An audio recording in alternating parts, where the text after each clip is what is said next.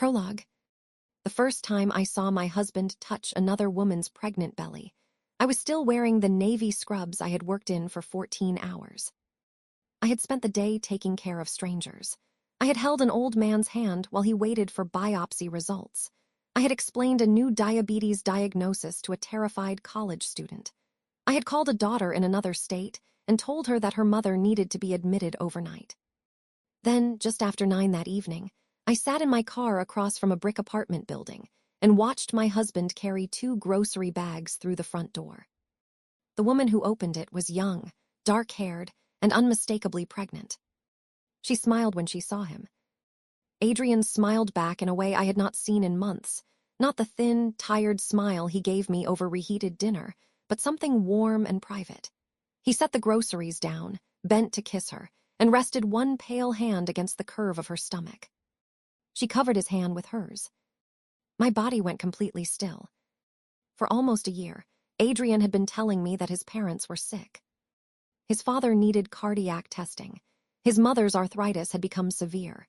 Their insurance was refusing to cover medication. Their furnace had failed in January. There were specialist appointments, emergency prescriptions, travel costs, and one frightening scan Adrian said he could not discuss without betraying his mother's privacy. Every time he transferred money from our joint account, he apologized. Every time, I told him family came first. We were both doctors, but we were not rich. Not yet. We had only recently finished the long tunnel of medical school and residency. We had student loans larger than our mortgage, board fees, malpractice insurance, and 2 exhausted cars that seemed to alternate expensive repairs. We had promised each other that we would work, save, and wait until 35 before trying to have children. It was our plan, our shared sacrifice, our future. So when Adrian said his parents needed help, I picked up extra shifts. I stopped replacing things that broke. I postponed a conference that could have helped my career. I told myself that love sometimes looked like quietly giving up what you wanted so someone else could survive. But his parents had not been sick. They had not received the money. The woman in that doorway had. I watched Adrian move inside her apartment with the ease of someone who knew where everything belonged. Through the uncovered window, I saw him take containers from a cabinet. I saw a stack of unopened baby boxes by the wall. I saw him lean down when the woman said something, his face serious, his attention completely hers. Then she laughed, and he kissed her forehead. My hands began to shake against the steering wheel. Not because I suddenly doubted what I was seeing. Because I understood it. The money missing from our accounts had paid for this apartment. The prenatal vitamins in his pharmacy charges had not been for a patient. The late-night calls had not been at the hospital. The endless emergencies involving his parents had been a story designed for one specific audience, me. He had known I would never resent helping them. He had used my love for his family as camouflage. I took 3 photographs through the windshield. Then I lowered the phone and stared at the man I had met in anatomy lab 12 years earlier. The man I had studied beside until sunrise. The man who had stood with me at graduation and whispered, "We made it." The man who had spent years building a life with me while financing another one behind my back. I did not go to the door. I did not call him. I did not scream. I drove away before he could see my car. By the time Adrian came home at 1 in the morning and told me his father had experienced chest pain, I had already spoken to a divorce attorney. He took off his coat, kissed my cheek, and asked whether I had eaten. I looked into his cold blue eyes and understood that the marriage I had trusted was over. He just did not know it yet. Chapter 1. Adrian and I met during our first week of medical school. He was sitting alone in the second row of a lecture hall, perfectly straight-backed, with a yellow legal pad positioned at an exact angle beside his laptop. His hair was almost white under the fluorescent lights, not gray, just a very pale blonde that made him look colder than he was. At least, colder than I thought he was then. I arrived late because I had gone to the wrong building.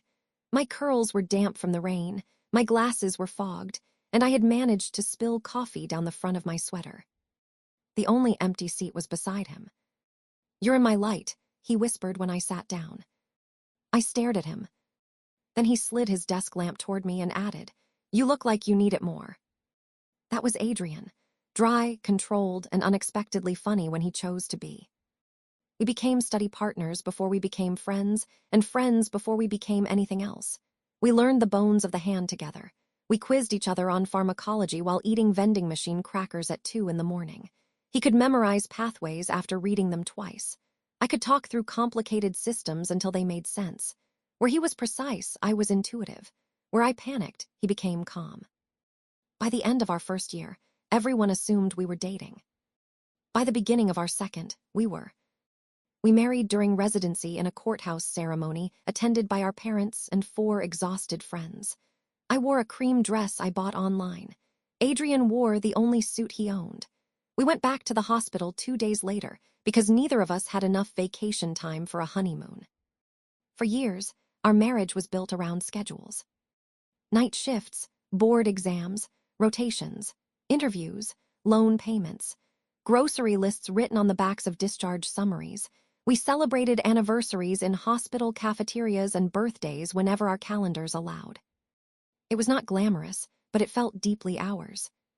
We talked about children long before we were ready to have them.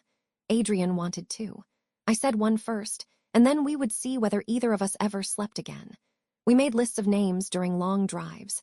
We argued about whether children should be allowed to eat cereal for dinner. We joked that any child of ours would learn to take a medical history before learning to tie a shoe. But we were practical. We had borrowed almost everything required to become doctors: tuition, living expenses, exam fees, interview travel.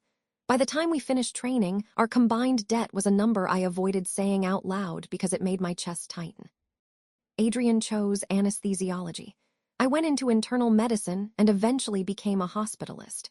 We both accepted positions at St. Matthew's Medical Center, a large teaching hospital outside Philadelphia. The salaries were better than residency pay, but the money disappeared almost as quickly as it arrived. Student loans, mortgage, property taxes, malpractice coverage, licensing fees, 2 cars with too many miles. We had spent so long being told that doctors were wealthy that it was embarrassing to admit how carefully we still had to budget.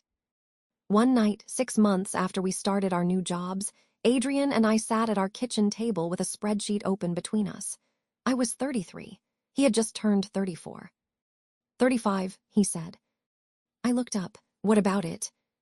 We wait until we're both 35. By then the loans will be moving in the right direction. We'll have emergency savings. We'll know whether these jobs are sustainable. I touched the edge of the spreadsheet. You're sure? I want us to be ready. So do I. It was not a rejection of children. It was not fear. It was a decision we made together because we had spent most of our adult lives surviving the next exam, the next rotation, the next bill. We wanted parenthood to begin with room to breathe. We called it the 35 Plan. There was even a shared note in our phones with goals beneath the title. Pay down the highest interest loan, rebuild savings, take 1 real vacation, replace Adrian's car, start trying after my 35th birthday. I trusted that plan because I trusted him. Then his parents began getting sick. At least, that was what Adrian told me. The first request came in October. His father, Robert, needed cardiac testing that insurance would not fully cover. Adrian sat at the kitchen island with his jaw tight and said he wanted to send $2,000. Of course, I said, do it. He looked relieved. I hate asking.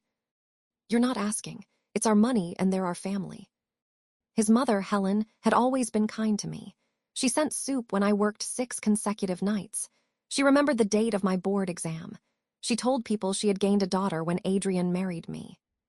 Helping them did not feel like sacrifice. A month later, Adrian said Helen's arthritis medication had become too expensive. Then Robert needed another scan. Then their furnace failed. Then there was a specialist in Baltimore. The amounts varied: 800, 1,500, 3,000. Sometimes Adrian transferred the money himself. Sometimes he asked me to postpone a payment or move funds between accounts. Each time, he apologized. Each time, I told him to stop apologizing. And each time, I believed we were carrying the burden together. Chapter 2.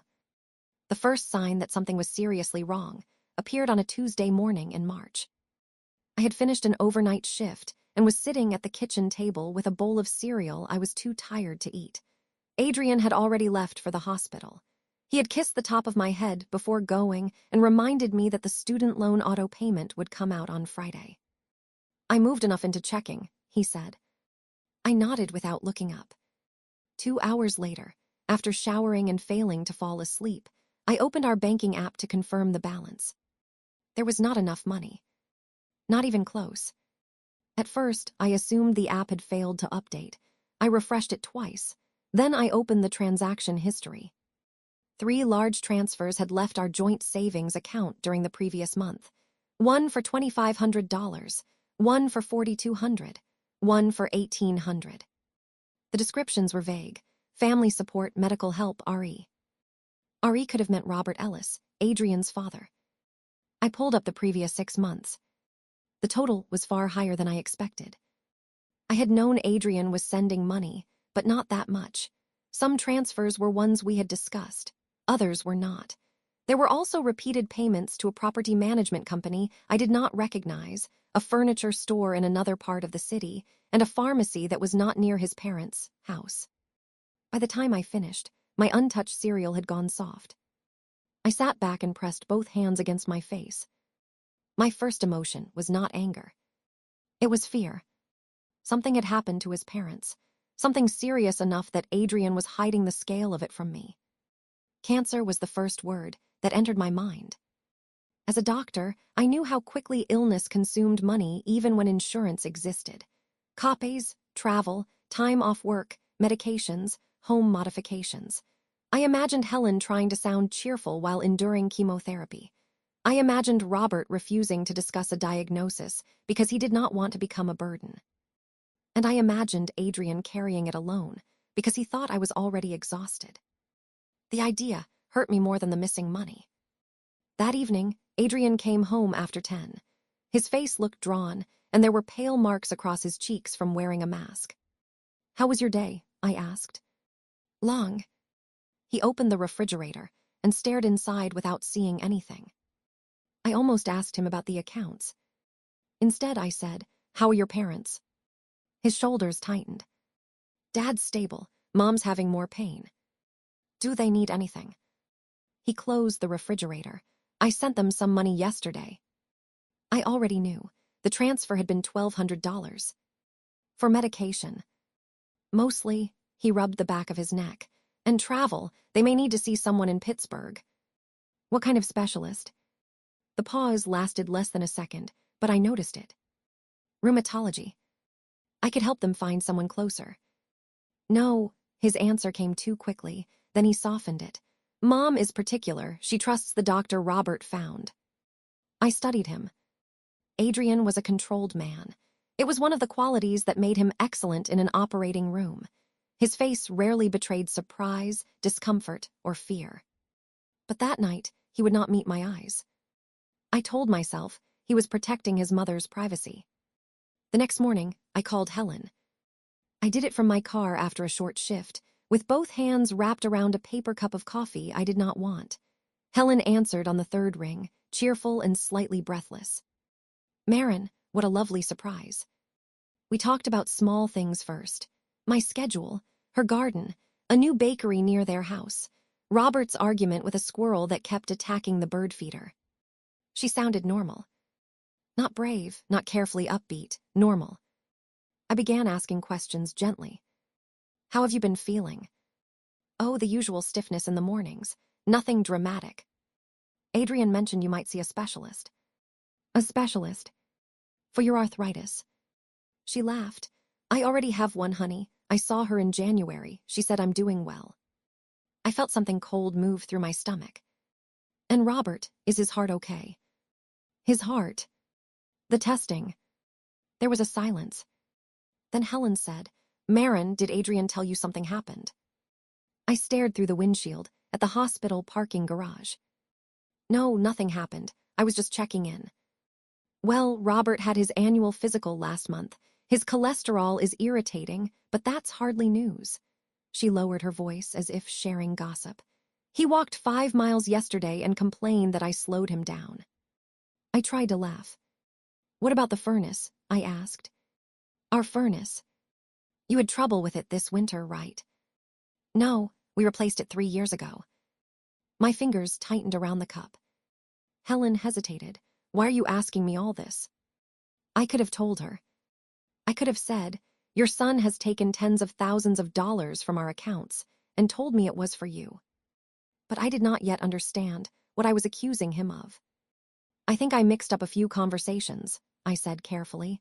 We've both been so tired. Helen accepted the explanation, though I could hear concern in her voice. Before we hung up, she said, you know we would never take money from you too. You're still getting started. We're fine.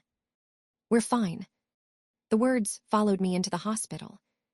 They followed me through rounds. They followed me home. That night, Adrian sat beside me on the couch, reviewing a journal article, while I watched the movement of his eyes across the page.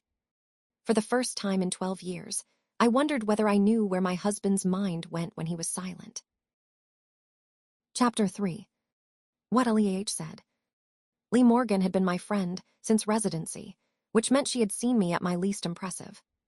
She had seen me cry in a supply closet after my first patient died. She had seen me live for 3 days on coffee and crackers. She had once held my hair while I threw up from food poisoning between admissions. Lee was a psychiatrist now, and she had the deeply irritating habit of noticing whatever I was trying not to say. We met for lunch at a small Mediterranean place near the hospital 2 days after my call with Helen. I had planned to tell her only that our finances were tighter than expected. Instead, within 10 minutes, I had told her everything. The transfers, the property management payments, the fictional furnace, the specialist Helen had never heard of. Lee stopped eating halfway through my explanation. When I finished, she leaned back and crossed her arms. He's spending it on someone else. I stared at her. That is a ridiculous leap. No, it's the simplest explanation. His parents may be hiding something from each other. Both of them. Maybe his father has gambling debt. Maybe Adrian is helping a cousin. Maybe he loaned money to a friend and is embarrassed. Maybe, Lee said, but he told you his mother needed medication she doesn't need, and his father had tests he never had. He could be under pressure. He is lying to you. The sentence landed harder than I expected. I looked around the restaurant. A server carried plates past us. Someone laughed near the window. The ordinary world continued while my closest friend said something that felt obscene. Adrian wouldn't have an affair. Lee's expression softened, which somehow made me angrier. You don't know that. I do. You know the version of him that has existed inside your marriage. That is him. Marin. No, I pushed my plate away. We survived medical school together. We survived residency. We have spent 12 years building the same life. He does not even flirt. He barely notices people. Cold men cheat too. He's not cold. Lee raised one eyebrow. I hated that I heard defensiveness in my own voice. Adrian was reserved. He did not charm rooms or collect friendships. He was not spontaneous, and he hated emotional scenes. But with me, he had always been different, or I had believed he was. Lee reached across the table and covered my hand. I hope I'm wrong, she said. I really do, but money is going somewhere and he chose a lie you would never challenge. That matters. I pulled my hand away. You make him sound calculated. I think the lie was calculated. That doesn't mean every part of your marriage was fake. The distinction did not comfort me. What am I supposed to do? Follow him. First, stop telling yourself you're crazy. Second, gather facts before you confront him. I'm not spying on my husband. You already checked the accounts. Because we have bills. And now you know he lied. I stood up too quickly, nearly knocking my chair into the table behind me. I have to go. Lee did not try to stop me. As I put on my coat, she said, look at his schedule. I froze. What? You work in the same hospital. You know when he says he's on call, see whether the schedule agrees. I left without answering. For the rest of the afternoon, I was furious with her. Then Adrian texted at 6. Running late, emergency case, don't wait up. I stared at the message until the letters seemed to separate. Anesthesiology call schedules were posted through the hospital's internal system. I had never checked his before because I had never needed to. At 7:15, I opened the schedule from my office computer. Adrian was not on call. I checked the surgical board. There was no emergency case assigned to him. I told myself schedules changed. Someone could have asked him to cover. The system could be wrong. Then I called the operating room desk and used the casual voice doctors use when they do not want a question to sound important. Hi, it's Dr. Ellis from medicine. Is Dr. Adrian Ellis still in the OR? I have a patient question for him. The coordinator clicked through her screen. He left around 5.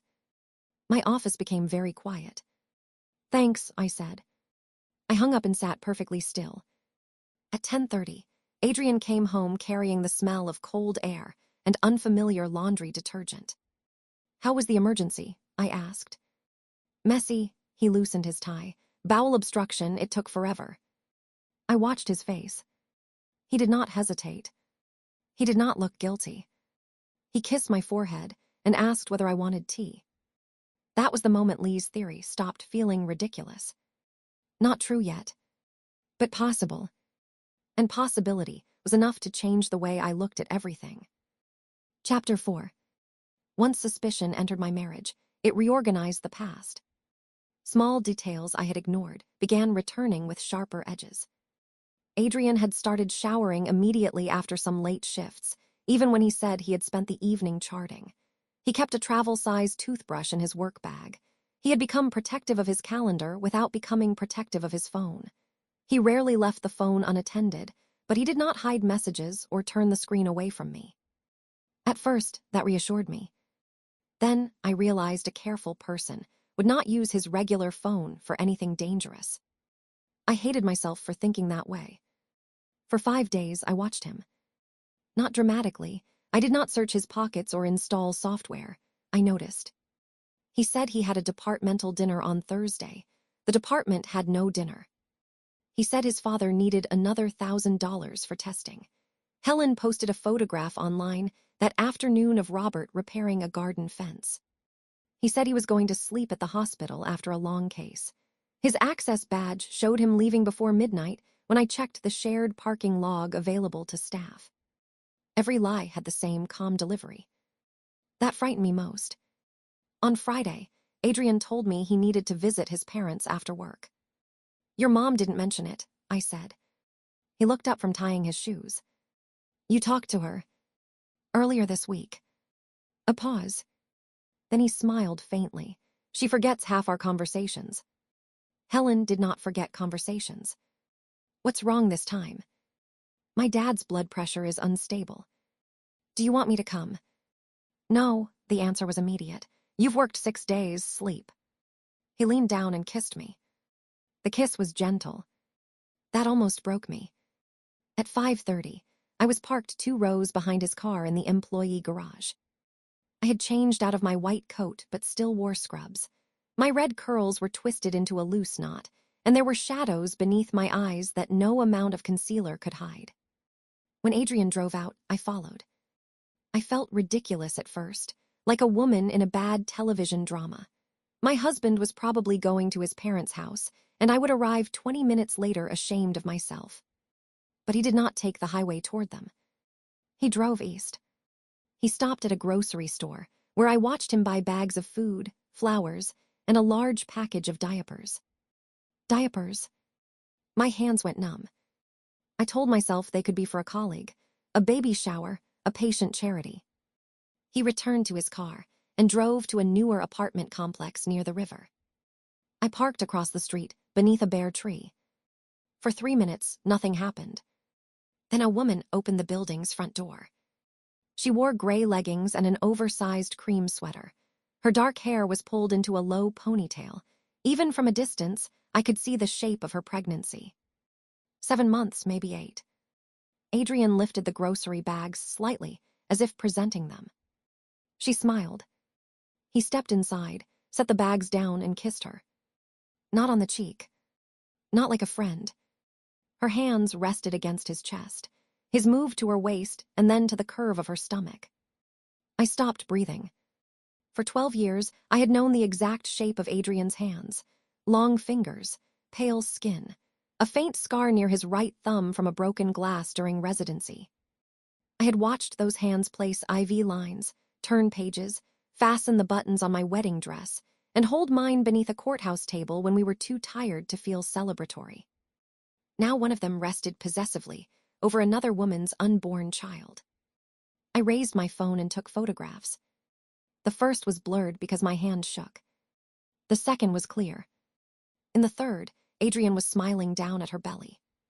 The woman said something and pulled him farther inside. The door closed.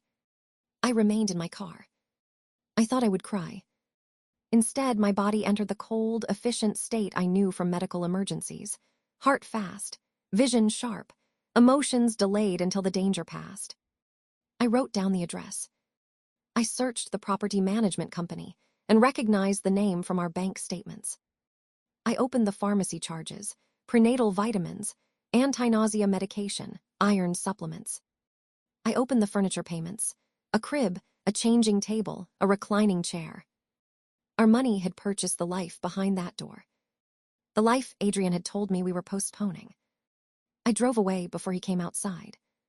At a red light, I called Lee. She answered on the first ring. Marin. You were right.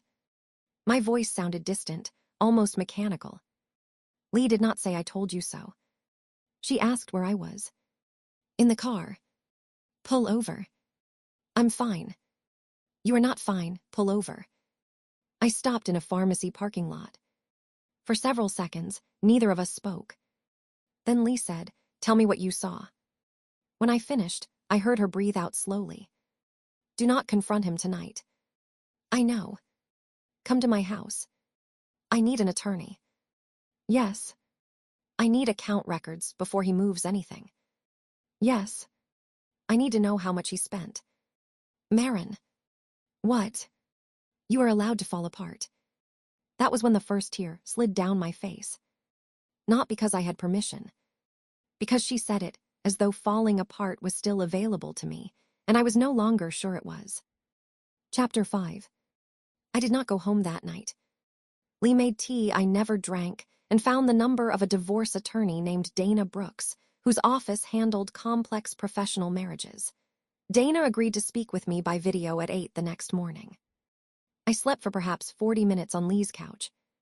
Every time I closed my eyes, I saw Adrian's hand on the woman's stomach. At 7, I showered, pulled my curls into a knot, and borrowed one of Lee's sweaters. I looked at myself in her bathroom mirror and saw the freckles across my cheeks, the red-rimmed eyes, and the face of a woman who had spent 12 years assuming loyalty was a fixed point. Dana appeared on the screen at exactly 8. She was in her late 40s, composed, direct, and uninterested in dramatic language.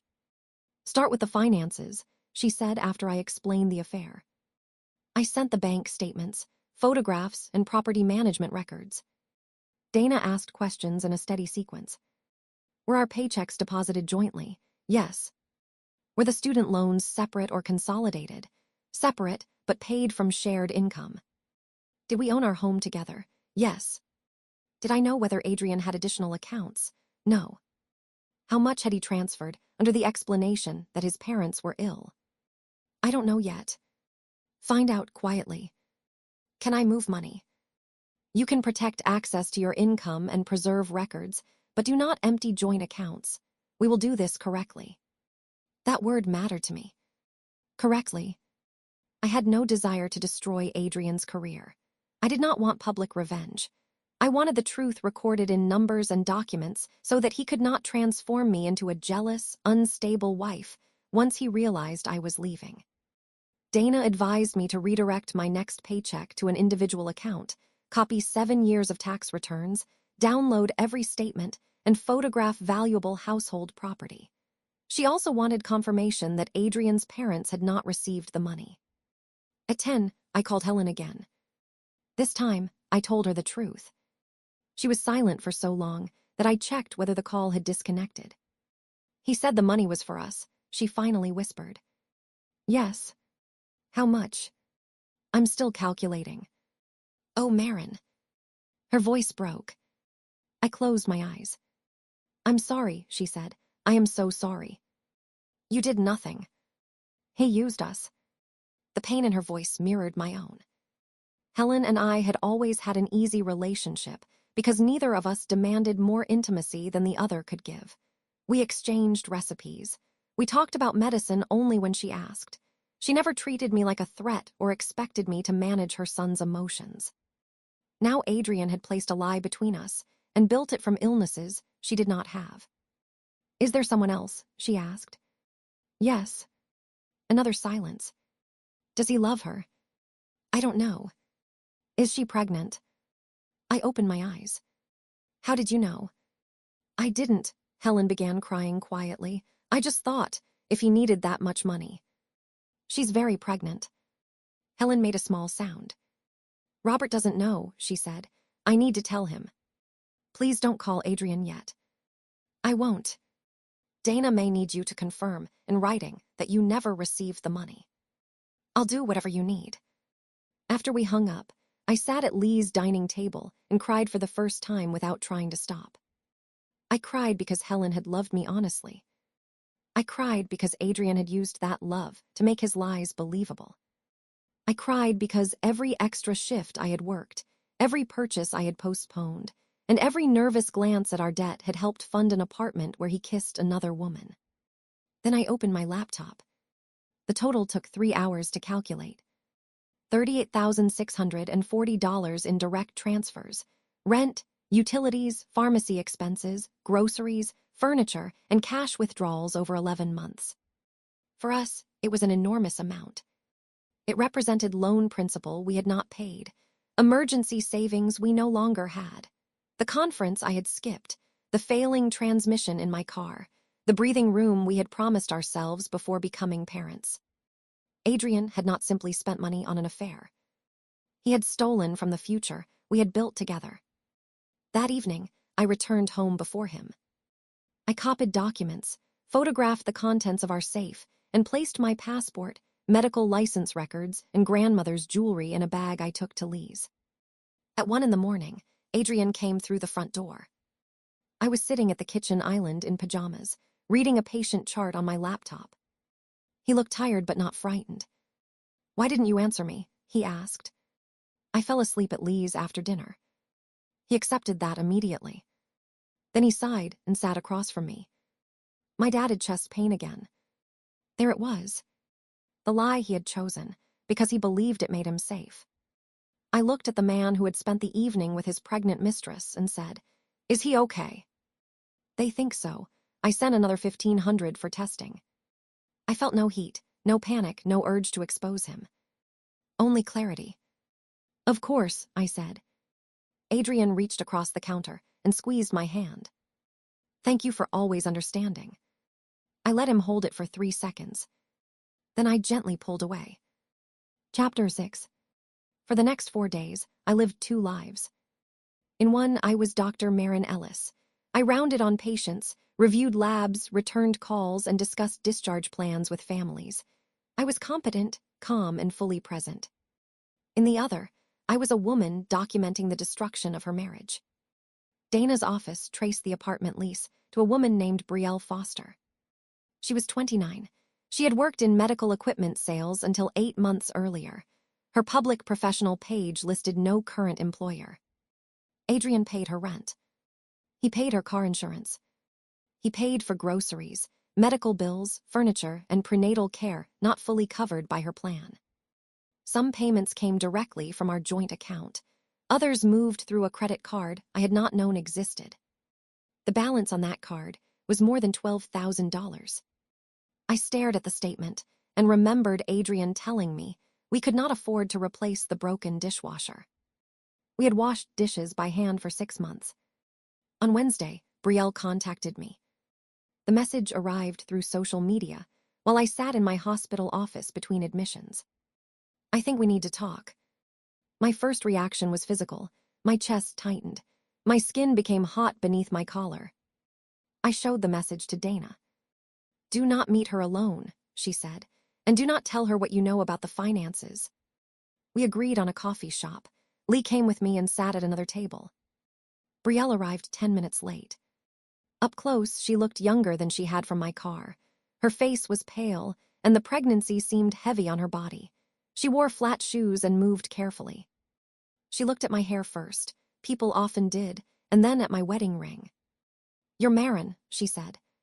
"Yes." She sat down. For several seconds, neither of us spoke. Then she said, "Adrian told me you were separated." "We are not."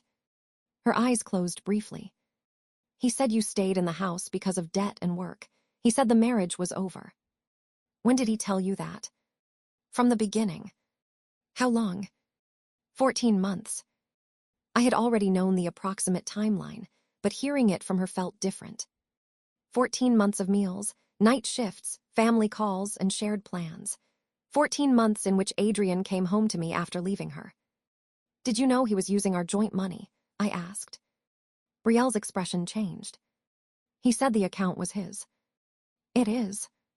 "He said he earned more." "Sometimes he does. Sometimes I do. We both fund it." She looked down at her hands. "I quit my job because the pregnancy has been difficult." "Was that his idea?" "He said he would take care of us." "Us?" I looked at the curve of her stomach and felt something complicated and painful. The baby was innocent. Brielle was not innocent in every way. She had entered a relationship with a married man, even if he claimed the marriage was dead. She had accepted an apartment and money without asking enough questions. But Adrian was the person who had made promises to me. "Did he tell you about our plan?" I asked. "What plan?" "To wait until 35 before having children." Brielle shook her head. "He said you didn't want children."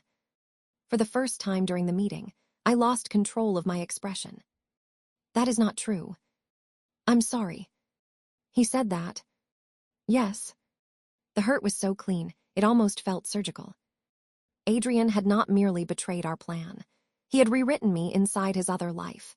He had turned our shared decision into my refusal so he could appear disappointed, available, and justified. Brielle touched her stomach.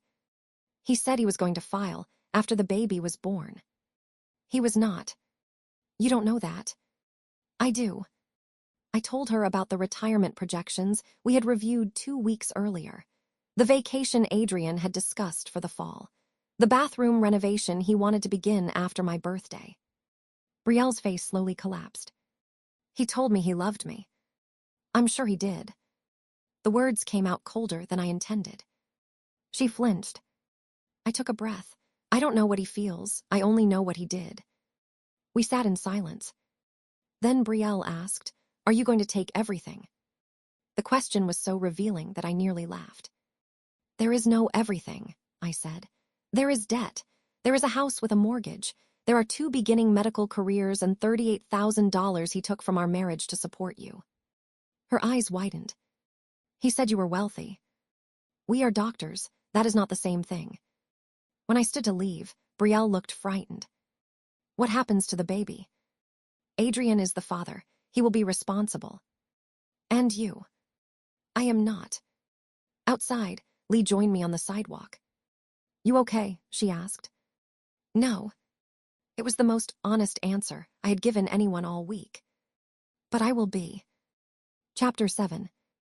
Adrian was served on a Monday morning. Dana arranged for the papers to be delivered discreetly through hospital administration rather than in an operating room or in front of patients. I did not want spectacle. I wanted finality. At 9:17, she texted me. "He has been served." I was standing beside a patient's bed when the message arrived. The patient was an 82-year-old woman recovering from pneumonia, and her daughter was asking whether she could safely return home.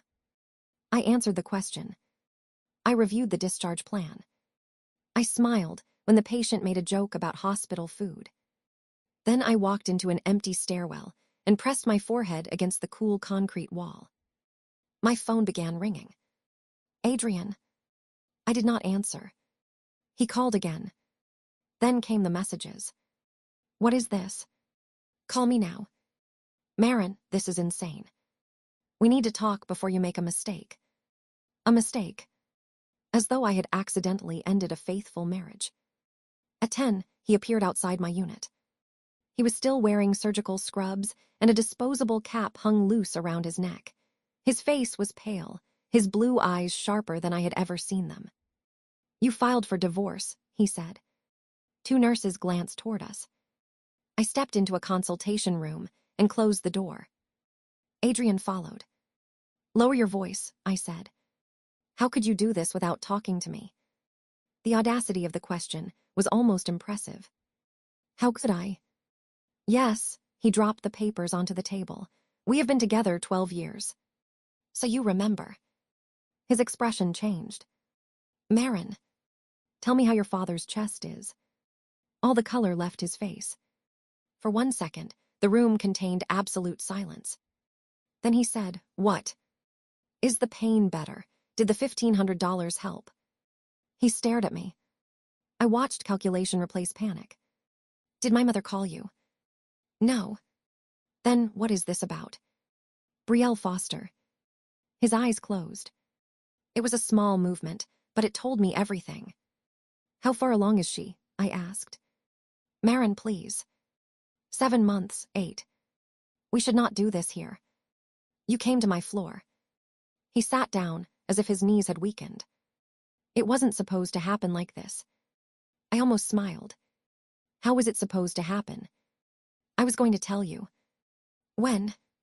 "After the baby was born." "And then what?" He looked at his hands.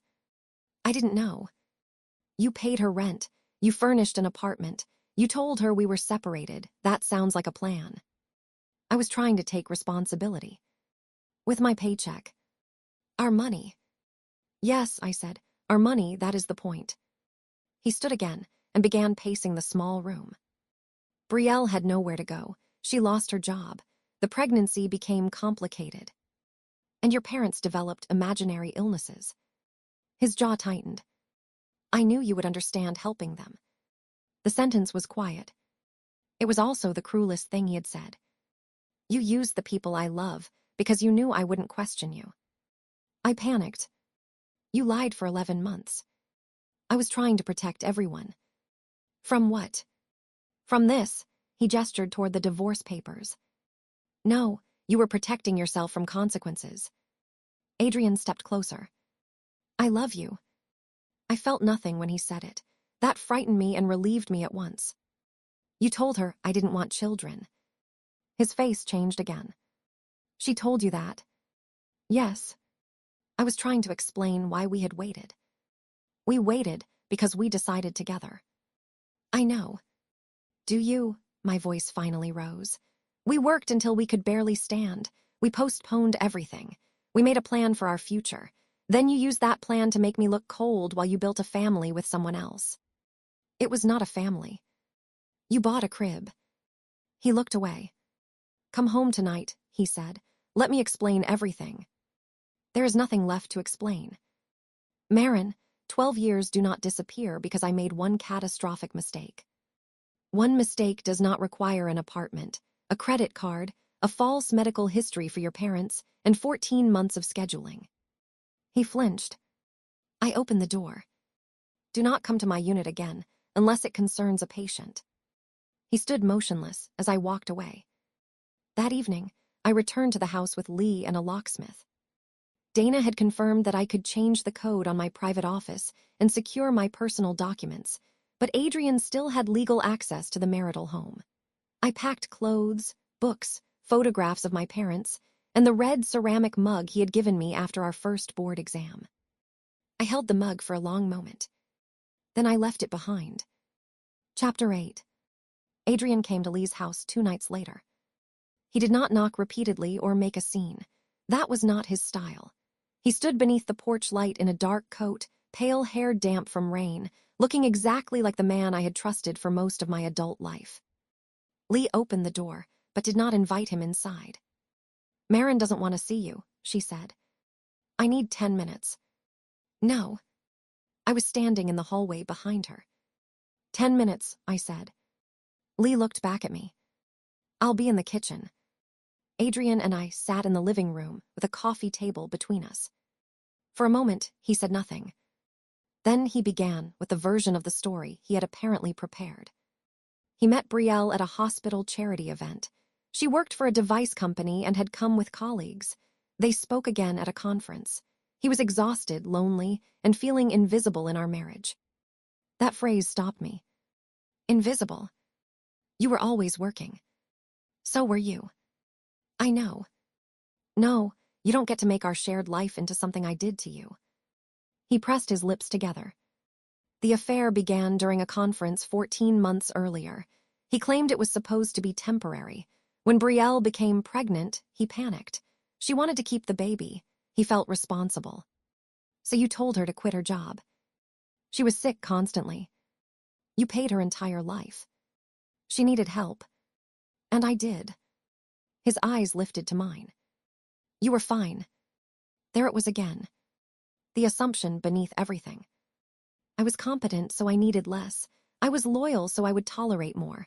I could earn money, manage debt, repair a broken dishwasher, and work extra shifts. Brielle was fragile, pregnant, and dependent, so she received care. Adrian had not loved my strength. He had used it as permission to neglect me. I was not fine, I said. I was exhausted. I was worried about your parents. I thought your mother might have cancer and you were too frightened to tell me. He looked down. I'm sorry. You watched me believe that. I hated it. But you kept doing it. I didn't know how to stop. You stopped by telling the truth. He leaned forward. We can still fix this. No. I will end the relationship with Brielle. She is carrying your child. I can support the baby without being with her. And remain married to me. Yes. The word came so quickly that I understood he had imagined this solution many times. He wanted both lives reorganized around his comfort. He would be a father somewhere else, a husband at home, and a respected physician everywhere. I would absorb the humiliation, help rebuild the finances, and perhaps still have a child with him later. You really believe I should stay? I believe what we have is bigger than what happened. What we had was built on trust. We can rebuild it. No, you want me to rebuild it. His face hardened. You are making decisions while you are angry. I am making decisions because I am informed. The baby changes things. The baby changes your life, not my obligation to remain your wife. He stood and walked to the window. We were waiting anyway, he said quietly. The room seemed to narrow. What does that mean? We agreed not to have children yet, I thought. He stopped. You thought what? That maybe you would understand that the pregnancy wasn't planned. I stared at him. You think our decision to wait makes your betrayal smaller. No. You think because I was not pregnant, there was an empty place in our marriage that you were free to fill somewhere else. That is not what I said. It is exactly what you are saying. My hands had begun to tremble. I looked down at them and remembered all the nights we had talked about being ready, the savings goals, the shared note, the promise that we would enter parenthood as partners instead of exhausted survivors. He had taken that promise and used it against me. You stole the choice from me, I said. Not the choice to become pregnant now, the choice to build a family with a man I believed was faithful. Adrian's expression finally broke. He cried without sound, his face still controlled even as tears reached his jaw. Years earlier, that would have destroyed me. That night, I felt grief but no hesitation. I am sorry, he whispered. I believe you are sorry this is over. I'm sorry I hurt you. You are going to be a father, be better for that child than you were as a husband. He looked at me for a long time. Then he walked out into the rain. Chapter 9. Divorce is rarely one dramatic confrontation. It is paperwork, statements, deadlines, inventories of objects that once belonged to a shared life. Dana's forensic accountant confirmed that Adrian had spent more than $52,000 on Brielle when hidden credit card debt and cash withdrawals were included. Some of it came from his income, but because we treated our earnings as marital funds and paid shared obligations together, the distinction did not rescue him. The money mattered legally. Emotionally, it mattered because every number connected to a memory. $900 for a stroller during the month. I canceled dental work because we were short on cash. $3,000 toward Brielle's rent while I picked up 2 weekend shifts. $400 at a baby store, the same week Adrian told me we could not afford flights to visit my sister. A hotel charge from a conference where he had called me each night and said he missed me. Helen gave Dana a written statement confirming that she and Robert had received no money and had no major medical or financial crisis. Robert called me afterward. He was a quiet man who usually let Helen carry conversations. That day, his voice shook with anger. "I raised him better than this," he said. "I know." "No, you don't have to comfort me." The sentence surprised me. "You have spent years taking care of everyone," Robert continued. "Do not take care of us through this. We will manage our own grief." I cried after we hung up. Not because I wanted Adrian back. Because his parents were losing a version of their son too. Adrian moved into Brielle's apartment after I left the house. I learned it through the legal process, not because I asked. Their baby, a girl, was born 6 weeks later. He sent me one message from the hospital. "She is healthy. I thought you would want to know." I stared at it for a long time. Then I replied, "I'm glad she is healthy." That was all. The baby had not betrayed me. She had entered a disaster created before she took her first breath. I refused to make her existence the symbol of everything I lost. The settlement negotiations lasted 5 months. Adrian initially argued that much of the spending was necessary support for his child. Dana responded that prenatal responsibility did not permit him to conceal marital assets or fabricate family illnesses. Eventually, he agreed to credit a significant portion of the dissipated funds back to me through the division of home equity and retirement contributions. We sold the house. The day I returned to pack the final boxes, the rooms looked smaller than I remembered. The kitchen island, where he had thanked me for understanding. The couch, where we studied for boards. The bedroom, where the 35 plan had felt like a promise rather than a countdown. I found the shared list, printed inside an old folder. Pay highest interest loan. Build 6-month emergency fund. Take a real vacation. Start trying after Maren's 35th birthday. I sat on the floor and held the paper. For a while, I grieved the future exactly as I had imagined it. Then I tore the list in half. Not because I no longer wanted any of those things. Because they did not belong to Adrian anymore. My future was not a contract he could breach and still expect me to perform. On the day we signed the final settlement, Adrian looked older. His hair was the same pale blonde, his suit perfectly fitted, but the stillness that once seemed like confidence now looked like exhaustion. We stood outside Dana's office after our attorneys went separate directions. "Maren," he said. I stopped. "I know there is nothing I can say." "That's true." He looked through the glass doors toward the street. "Brielle and I are having problems." I almost laughed, but there was nothing funny in it. "Why are you telling me?" "I don't know." "Yes, you do." He wanted me to become familiar again, to listen, to translate his discomfort into meaning, to be the person who understood him better than anyone else. I would not do it. "You should talk to a therapist," I said. He nodded. "I miss who I was with you." The sentence hurt, but not in the way he intended. "You were this person with me," I said. "I just didn't know it." His eyes closed briefly. Then I walked away. Chapter 10. I turned 35 in a rented apartment with uneven floors and a kitchen half the size of the one in our house. Lee brought a cake from the bakery near the hospital. Helen sent flowers, but did not call because she said she did not want her son's shadow in the room unless I invited it. My sister drove in from New York. 3 coworkers arrived after their shifts, still wearing hospital badges. At some point, Lee raised a glass. "To the 35 plan," she said. I groaned. "Absolutely not." Everyone laughed. Then she smiled at me. "To making a new one." That year had taught me that readiness was not a number. At 34, I had believed 35 would be the point when life became stable enough to begin. The debt would be smaller. The savings would be larger. The marriage would be secure. We would step together into the next part of adulthood because we had earned it through discipline.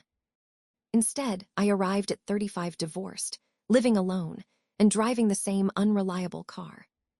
Yet for the first time in years, my money stayed where I put it. My home was quiet because no one was lying in it. My schedule belonged to me. I accepted a leadership role in the hospitalist group that I had once avoided because Adrian said 2 ambitious careers would leave no room for a family. I attended the conference I had postponed. I replaced the dishwasher in my apartment even though it was not technically my responsibility because the landlord reduced the rent in exchange. Small decisions became acts of recovery. I also began therapy. Not because I doubted leaving, but because betrayal had altered my instincts. For months, every unexplained charge made me tense. Every delayed text from someone I loved felt dangerous. I had spent my professional life trusting evidence, and my personal life believing trust meant evidence was unnecessary. I needed to learn that trust was not blindness. It was consistency over time. Adrian and I remained employed at the same hospital, though our paths rarely crossed. When they did, we were professional. He looked tired. I heard that he reduced his schedule after the baby was born. I heard that Brielle returned to work part-time and that they moved to a less expensive apartment. I did not ask whether they were happy. Their happiness was no longer proof of my failure, just as their unhappiness would not be proof of my victory. The real victory was quieter. It was checking my bank account without fear. It was calling Helen because I wanted to, not because I was investigating her son. It was understanding that I had not wasted 12 years. I had loved honestly during them. His dishonesty did not reach backward and corrupt every exam we passed, every exhausted laugh, or every genuine moment we shared. But honesty about the past did not require returning to it. One evening, several weeks after my birthday, I stayed late at the hospital to speak with the husband of a critically ill patient. He kept apologizing for asking questions. "You don't have to apologize," I told him. "You love her. Of course you need to understand." The words caught in my throat. For almost a year, Adrian had apologized every time he said his parents needed money. I had mistaken apology for honesty. Now I understood that regretful language could be part of a lie. What mattered was whether a person's actions remained visible, consistent, and shared. When I left the hospital, snow had begun to fall. I stood beneath the entrance lights and watched it settle on the cars. My curls immediately caught the damp, and I laughed as I pulled up my hood. For years, Adrian had been the person waiting for me after a difficult shift. The empty space beside my car still surprised me sometimes. But emptiness was not always abandonment. Sometimes it was room. Room to choose again. Room to become someone I had postponed while helping another person build the life he wanted. Room for a future that did not need to begin on anyone else's schedule. I got into my car and drove home. Epilogue. A year after the divorce became final, I received an envelope from the bank confirming that my highest interest student loan had been paid off. I opened it at my kitchen table. For a long moment, I simply stared at the balance, 0.